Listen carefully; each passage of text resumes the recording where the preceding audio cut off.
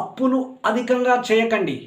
అధికంగా చేసి ఆత్మహత్యలు, మీ కుటుంబ సభ్యులను హత్యలు చేసి మీరు ఆత్మహత్యలు చేసుకోకండి. ఎందుకు చెప్తున్నానంటే తమిళనాడులో జరిగిన ఘోర సంఘటన.